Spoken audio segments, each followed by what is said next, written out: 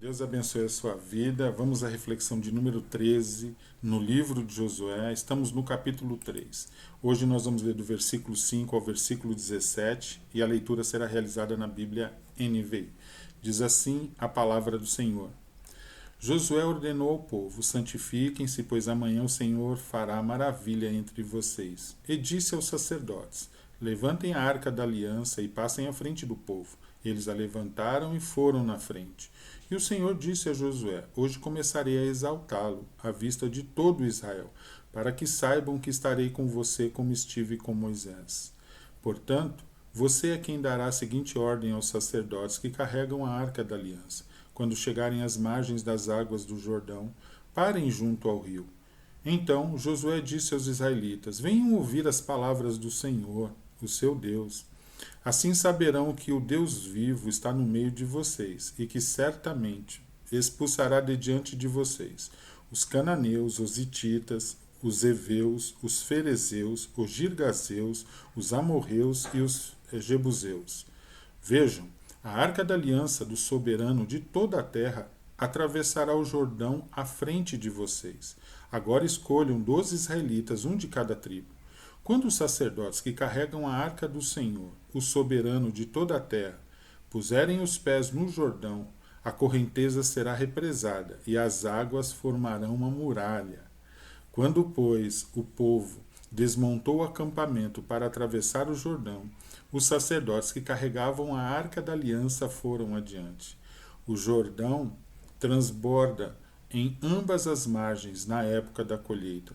Assim que os sacerdotes que carregavam a arca da aliança chegaram ao Jordão e seus pés tocaram as águas, a correnteza que descia parou de correr e formou uma muralha a grande distância, perto de uma cidade chamada Adã, nas proximidades de Zeretã.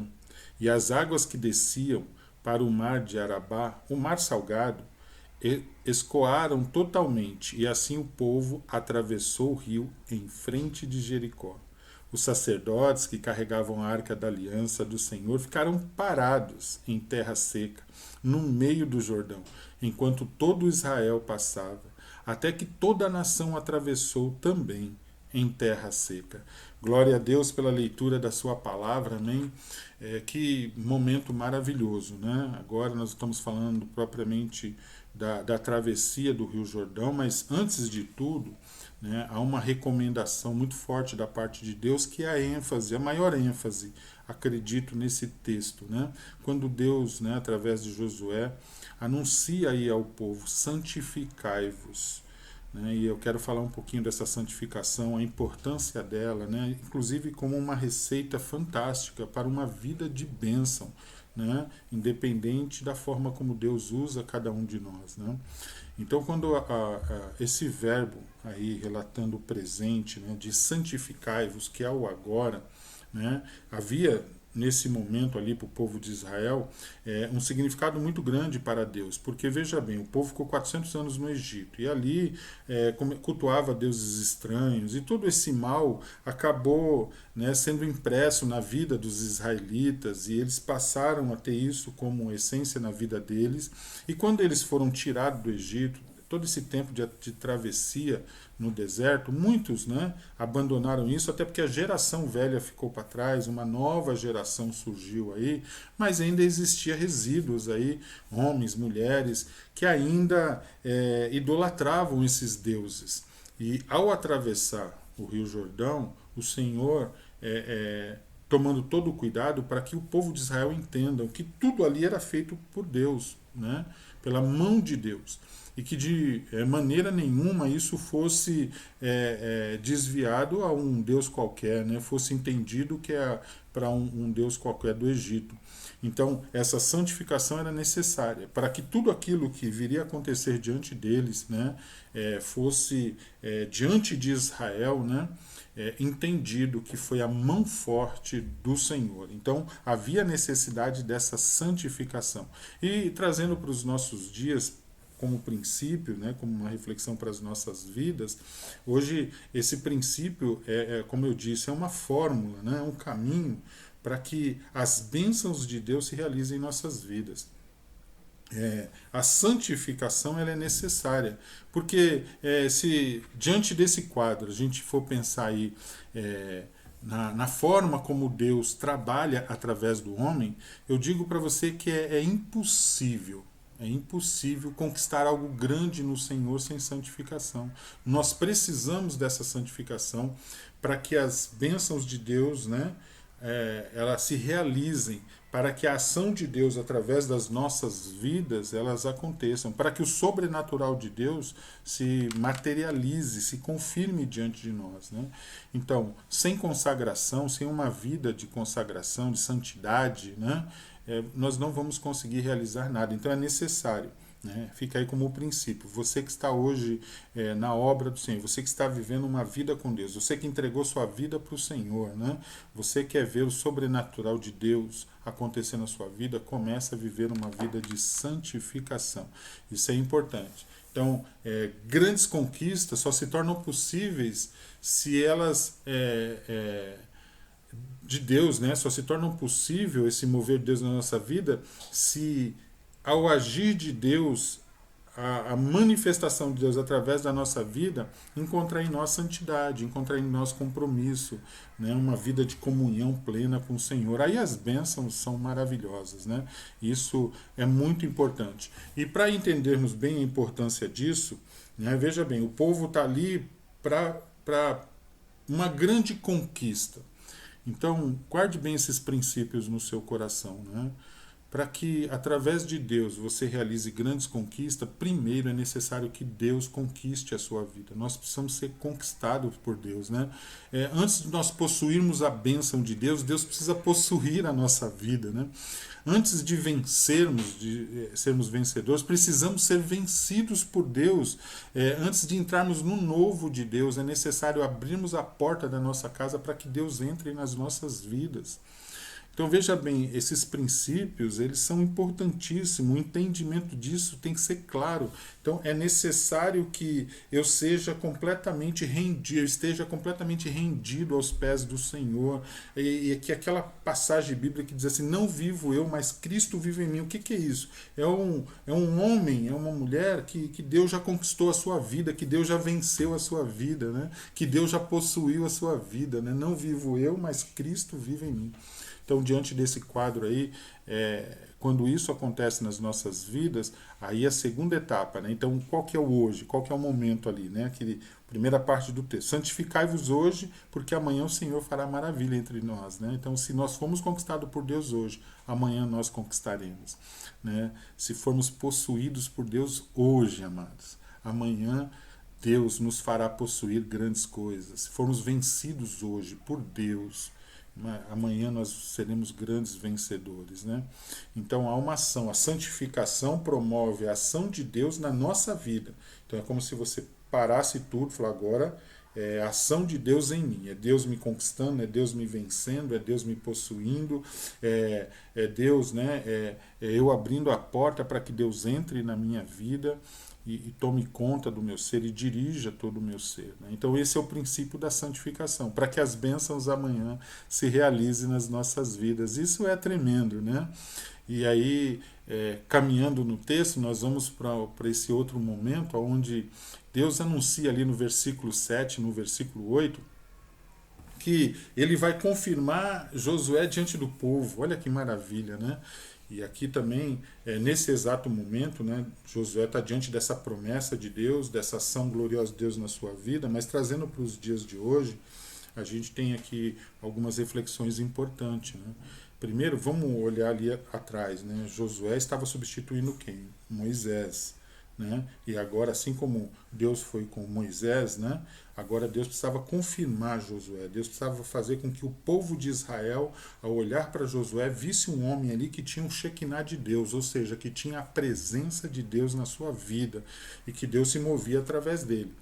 E aí, infelizmente, né, agora pensando nos dias de hoje, a gente vê a igreja do Senhor, uma parte da igreja do Senhor, né, ao assumir uma liderança, ao assumir um trabalho, né, ao estar à frente de algum ministério, a gente sempre tem, é natural a gente olhar para aquele que está saindo e tentar ser igual ou melhor, né, e aí parece que a nossa maior referência fica aquele outro, né.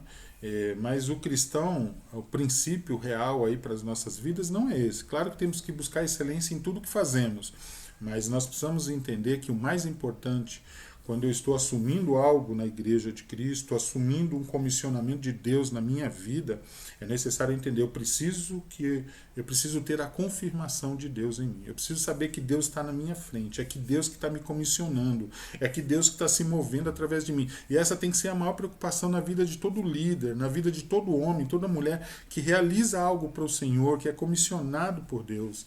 Então esse é um princípio importante, fundamental aqui na vida do cristão, amém? Claro que você vai olhar para o que o outro está fazendo, vai tentar dar continuidade, tentar fazer um pouco melhor. Isso está dentro, mas não é a ênfase maior. A ênfase maior é que todos vejam Deus através da minha vida, né? A igreja de Deus, ela não pode ser movimentada por profissionais, isso é o mundo. Né? A igreja de Deus em homens e mulheres totalmente possuídos, tomados, vencidos por Deus, né?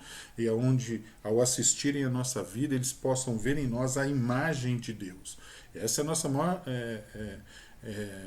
nossa maior responsabilidade, até porque na vida de muitos essa imagem está distorcida por conta dessa influência do mundo, essas coisas que vêm sobre a nossa vida. Né? Israel veio com os costumes lá do Egito, embora passou 400 anos. E nós? Quanto eu e você somos influenciados por esse mundo? Às vezes você vem de um lar cristão, às vezes não, mas nós estamos inseridos em vários grupos, passando pela escola, por amigos, né? Esporte, tantas outras coisas que muita gente passa, ou seja, você é inserido em vários grupos. E ali você passa a ter contato com muitas coisas. E muitas vezes nós somos influenciados por uma filosofia, até por uma fábula desse mundo. E o processo de santificação na nossa vida faz com que essas coisas sejam tiradas para que possamos estar totalmente rendidos à vontade do Senhor. Então isso é necessário. Né? É necessário para que todos vejam. Aí, a partir do momento que eu passo pelo processo de santificação, essa imagem que está distorcida, ela passa a ser uma imagem nítida, que ela se torna esse tom de Deus nas nossas vidas tem que ser um tom bem visível, tem que ser muito bem afinado, que as pessoas possam ver isso em toda a liderança da igreja, que Deus possa ver isso na sua vida, né?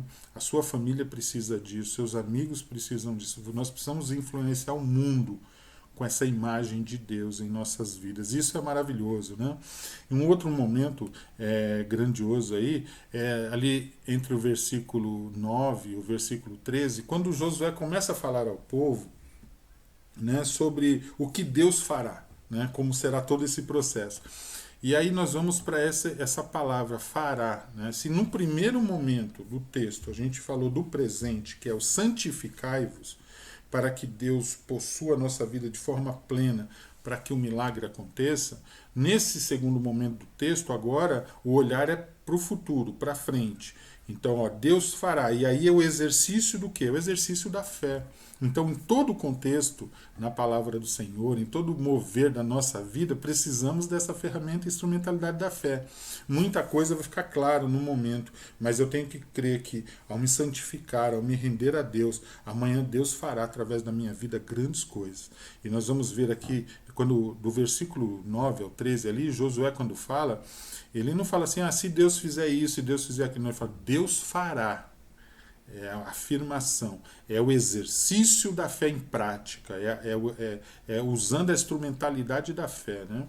Então isso é tremendo, isso é maravilhoso. E aí ele fala ali dos povos, então você imagine, ao conquistar esses povos que Deus falou que ia entregar na mão do povo de Israel, imagine quanta força, quanta segurança, né? Quanto ânimo esse povo recebe de Deus, a saber que ao entrar ali, Deus já está entregando aquele povo nas suas mãos. Né? Mas o mais importante é essa forma de olhar para o futuro, sabendo o que Deus vai fazer, né? Essa forma de uso da fé. Isso é tremendo. E por fim, nós vamos aí do versículo 14 até o versículo 17, nós vamos ver o quê? Nós vamos ver esse milagre de Deus, a travessia em si, né? E aí é tremendo, porque nesse exato momento nós estamos vendo aí essa ação maravilhosa de Deus, assim, o povo atravessando. E nessa travessia nós vamos ver toda uma ordem, toda uma obediência. Isso é importante, né? Porque a lógica do mundo para resolver e solucionar problemas é seguir as circunstâncias, está baseado em coisas materiais, né? Agora, o povo de Deus, qual é a lógica na nossa caminhada, né? Ao termos que decidir coisas importantes, tomar decisões importantes, entender o caminho. É simplesmente se render à vontade do Senhor. Amém? Isso que é uma maravilha. Essa travessia, esse milagre, né, da fé aí, nós vamos ver um princípio importante aí, né? O povo seguindo a instrução de Deus. Então, assim, a grande essência do que esse povo fez ali ao atravessar, né, que esse momento agora fala da travessia em si, trazendo para os dias de hoje, é você entender que você precisa entregar os seus caminhos ao Senhor. E os que entregam o caminho ao Senhor, os que confiam nele, jamais serão confundidos. Né? Então, isso, olha só, esse é o princípio, esse é o diferencial. O mundo segue essa lógica, né, da circunstância, do materialismo, do caminho mais curto, do mais econômico. O povo de Deus não, sem reservas. Ele coloca o caminho nas mãos do Senhor, ou seja, ele obedece. E aqui, para obedecer, você precisa ter conhecimento da palavra do Senhor, entender qual é a vontade de Deus, seguir essa palavra. O que ouve e obedece às minhas palavras, né? Vai ter uma casa firmada sobre a rocha aí. E aí nós vamos ver isso nesses versículos finais. Essa é a grande bênção, né? Dentro desse corte aí a gente vê essas coisas maravilhosas, ver a mão forte de Deus, ver um povo se rendendo a Deus, ver a vontade de Deus para as bênçãos, os milagres. Como eu disse, é uma grande receita, né? Se você se santificar hoje, amanhã você verá a glória de Deus. E essa é a maior mensagem desse corte da palavra do Senhor. E que isso se torne real na sua vida. Deus abençoe você, Deus abençoe a sua casa. Amém? E que o mais importante, né, é que santificação, amados, é uma decisão. Né? Eu não poderia passar sem deixar essa mensagem. Você tem que decidir hoje se santificar. É uma decisão que você tem que tomar. Não é uma coisa que você ora, ô Senhor, me dá santificação. Não acontece assim. Eu tenho que tomar a decisão de me santificar hoje. Amém? Eu já ia terminar sem dar esse alerta, mas ainda bem, graças a Deus, estou conseguindo deixar isso aqui para o seu coração. Então nós precisamos tomar essa decisão hoje, de santificarmos a nossa vida. Isso é muito importante, porque quando a gente vê aí o sobrenatural de Deus acontecendo, né, a gente vê porque o povo segue essa ordem de Deus. É importante isso. Né? E mais um princípio, né? Deus abriu ali o rio para que eles passassem a seco. Então Deus tem poder para abrir, mas o passar foi o povo de Israel. Então assim, Deus ele abre as portas, mas nós temos que passar. O sobrenatural é responsabilidade de Deus, não pertence a nós. Mas qual é a nossa parte? A parte humana. Consagrarmos nossa vida, santificarmos nossa vida e atravessarmos. Diga ao meu povo que marche. Essa parte é nossa. Então, às vezes, Deus já abriu a porta e muitas vezes nós não passamos. Às vezes Deus já realizou o milagre, nós estamos parados, esperando. Nós precisamos orar, clamar e pedir a Deus para que possamos entender com clareza a hora de ir, a hora de esperar. Né? Então isso é muito importante, estarmos alinhados em nossas faculdades espirituais para entender a vontade do Senhor e tomarmos a decisão de santificar as nossas vidas. Amém? Deus abençoe você e sua casa.